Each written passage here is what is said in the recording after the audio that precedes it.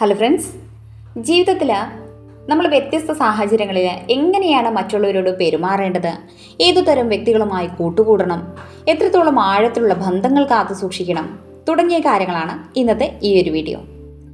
ഒരു വ്യക്തിയോട് സംസാരിക്കുന്നതിന് മുന്നേ നമ്മൾ എന്തൊക്കെ കാര്യങ്ങളെപ്പറ്റി ശ്രദ്ധിക്കണമെന്ന് നോക്കാം. ഒന്നാമത്, തിങ്ക് ബിഫോർ സ്പീക്ക്. ഭൂരിഭാഗം ആളുകളും അവർക്ക് മനസ്സിൽ തോന്നുന്ന കാര്യങ്ങൾ, വൈകാരികമായ അഭിപ്രായങ്ങൾ തുടങ്ങിയവയാണ് മറ്റുള്ളവർക്ക് മുന്നിൽ പങ്കുവയ്ക്കാറുള്ളത്. എന്നാൽ ഇത്തരത്തിലുള്ളവർ അവരുടെ ഇൻറ്റൻഷൻ, അതുപോലെ തന്നെ പ്ലാന് തുടങ്ങിയവ മറ്റുള്ളവർക്ക് മുന്നിൽ തുറന്നു കാട്ടുന്നുണ്ട്. വാസ്തവത്തിൽ നമ്മളെല്ലാവരും സത്യസന്ധതയെ ഒരു നല്ലൊരു ഗുണമായാണ് കാണുന്നത്, അല്ലേ? എന്നാൽ എല്ലായ്പ്പോഴും ഇങ്ങനെ തന്നെ നമ്മൾ എല്ലാവരോടും സത്യസന്ധമായി കാര്യങ്ങൾ പറയണമെന്നൊന്നുമില്ല. നമ്മുടെ വാക്കുകൾ മിതമാക്കി വയ്ക്കുന്നതിലൂടെ പല പ്രശ്നങ്ങളിൽ നിന്ന് നമുക്ക് രക്ഷപ്പെടാൻ വേണ്ടിയിട്ട് സാധിക്കും. എന്നാൽ ഒന്നും ചിന്തിക്കാതെ വിളിച്ചു പറയുന്ന കാര്യങ്ങൾ ഒരു പക്ഷേ നമുക്ക് തന്നെ നാളെ വലിയൊരു പ്രശ്നമായിട്ട് മാറാൻ വേണ്ടി ചാൻസ് ഉണ്ട്. നമ്മൾ ഒരിക്കൽ പറഞ്ഞ വാക്ക് പിന്നീട് ഒരിക്കലും നമുക്കത് തിരുത്തി പറയാൻ വേണ്ടി സാധിക്കില്ല. പറയാം, പക്ഷെ തിരിച്ചെടുക്കാൻ വേണ്ടി സാധിക്കില്ല. അതുകൊണ്ട് തന്നെ പറയുന്ന കാര്യങ്ങൾ വളരെ ചിന്തിച്ച് മാത്രം പറയുക. നിങ്ങൾക്ക് പറയാനുള്ള വാക്കുകൾ മറ്റുള്ളവരെ ചിലപ്പോൾ വേദനിപ്പിക്കുകയോ അത് ചിലപ്പോൾ നിങ്ങൾക്ക് തന്നെ ബുദ്ധിമുട്ടായി മാറാവുന്ന രീതിയിലാവുകയോ ചെയ്യാം. അതുകൊണ്ട് സംസാരിക്കുന്നതിന് മുന്നേ ആഴത്തിൽ ചിന്തിക്കുക, മിതമായ ഭാഷാ രീതി ഉപയോഗിച്ച് ശീലിക്കുക. Number 2, listen to others carefully. എല്ലായ്പ്പോഴും മറ്റുള്ളവർ പറയുന്ന കാര്യങ്ങൾ യാതൊരു ജഡ്ജ്മെൻറ്റും കൂടാതെ ശ്രദ്ധിച്ച് കേൾക്കുന്നത് വളരെ നല്ലൊരു ഗുണമാണ്.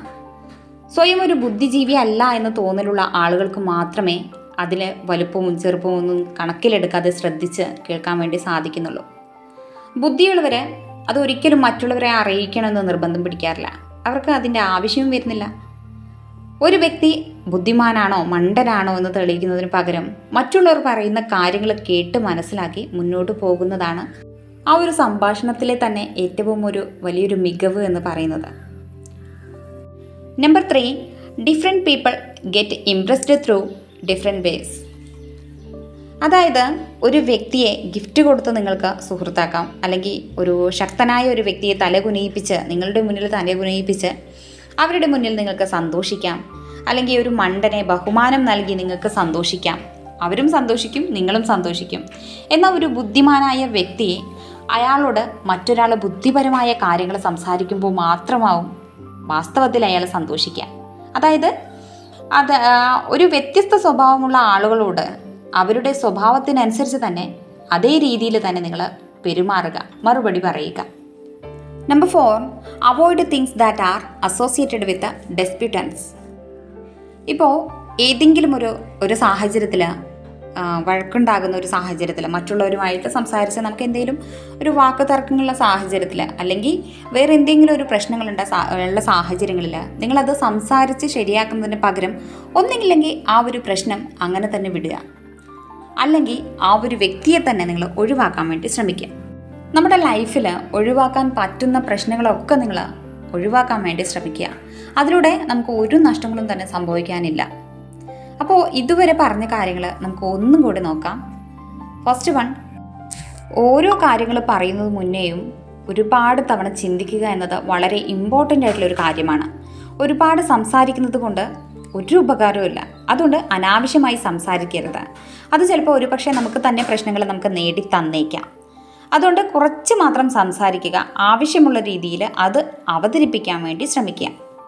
അടുത്തത്, മറ്റുള്ളവർ സംസാരിക്കുന്നത് ശ്രദ്ധിച്ച് കേൾക്കുന്നതിൻ്റെ പ്രാധാന്യം.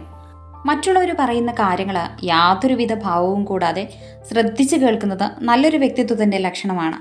സംഭാഷണ ശൈലിയിൽ നല്ല മാറ്റങ്ങൾ കൊണ്ടുവരുന്നത് ലിസണിങ് സ്കിൽസ് മെച്ചപ്പെടുത്തേണ്ടതും അനിവാര്യമായൊരു കാര്യമാണ്. മൂന്നാമത്, എല്ലാ വ്യക്തികളെയും ഒരുപോലെ നമുക്ക് ഇൻട്രസ്റ്റ് ചെയ്യാൻ വേണ്ടി സാധിക്കില്ല. ഓരോ വ്യക്തിയെയും അവരുടെ സ്വഭാവത്തിനനുസരിച്ച് അവരുടേതായ രീതിയിൽ മാത്രം സന്തോഷിപ്പിക്കാനാവുള്ളൂ. അതായത് വ്യത്യസ്ത സ്വഭാവമുള്ള ആൾക്കാരോട് അവരുടെ സ്വഭാവത്തിനനുസരിച്ച് മാത്രം പെരുമാറുക. നാലാമത്, ചില പ്രശ്നങ്ങൾ നമുക്ക് സംസാരിച്ച് തീർപ്പാക്കാൻ കഴിയില്ല എന്നുണ്ടെങ്കിൽ ആ കാര്യങ്ങൾ അവോയ്ഡ് ചെയ്യാൻ വേണ്ടിയിട്ട് ശ്രമിക്കാം. ഓക്കെ, വീഡിയോ ഇഷ്ടമായെങ്കിൽ തീർച്ചയായിട്ടും ലൈക്ക് ചെയ്യുക, ഷെയർ ചെയ്യുക, കമൻറ്റ് ചെയ്യുക, സബ്സ്ക്രൈബ് ചെയ്യുക. താങ്ക്